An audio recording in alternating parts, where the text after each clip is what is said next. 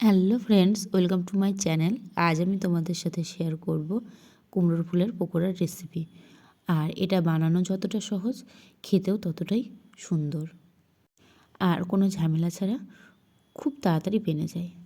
ছোট থেকে বড় সকলেরই পছন্দের একটা স্ন্যাক্স। প্রথমে দেখো কুমড়োর ফুলগুলোকে নিয়ে ভালো করে ধুয়ে নিয়েছিলাম। ধোয়া ফুলগুলোকে পিছন সাইডটা কেটে ফেলছি, তারপর ভিতরের যে অংশটা আছে ওটাকে ফেলে দিলাম, লম্বা মতো হলুদটা। তারপর দেখো ফুলটাকে কেটে দুই ভাগে ভাগ করে নিলাম। একটু ছোট হবে, ভালো হবে, ভাজতে সুবিধা হবে। তারপর হাফ কাপ মতো বেসন নিয়েছি, তার সাথে 2 চামচ মতো চালের গুঁড়োটা দিয়ে দিলাম। তারপর স্বাদ মতো লবণ, হলুদ, লঙ্কার গুঁড়ো, সামান্য একটু জিরের গুঁড়ো আর একটু গ্রেট করা আদা দিয়ে অল্প অল্প জল ঢেলে একটা বাটার তৈরি করে নিচ্ছি। বাটারটা বেশি পাতলা হবে না, একটু ঘন মতো বাটার করে নিলাম। বাটারটা তৈরি করার পর ওর ভিতর দিয়ে দিলাম 1 চামচ রিফাইন্ড অয়েল।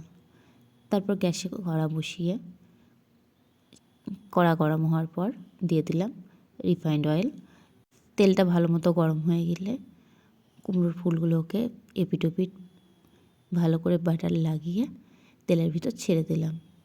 তারপর কুমড়োর ফুলগুলোকে এপিট ওপিট উল্টে পাল্টে ভালো করে ভেজে নেব। আর এই সময়ে গ্যাসের আঁচটাকে কিন্তু একটু লোতে দিয়ে ভাজতে হবে, যাতে পকোড়াগুলো একটু মুচমুচে হয়। আর এখানে দেখো আমার পকোড়াগুলো ভাজা কমপ্লিট হয়ে গেছে। এখন একটা একটা করে তুলে নেব। আর এখানে আমার পকোড়াগুলো ভাজা কমপ্লিট। আর অবশ্যই কমেন্ট করে জানিও রেসিপিটা তোমাদের কেমন লেগেছে। আর যদি ভালো লাগে তাহলে একটা লাইক করো, কমেন্ট করো, শেয়ার করো এবং সাবস্ক্রাইব করে আমার পাশে থেকো। সকলে ভালো থেকো, বাই।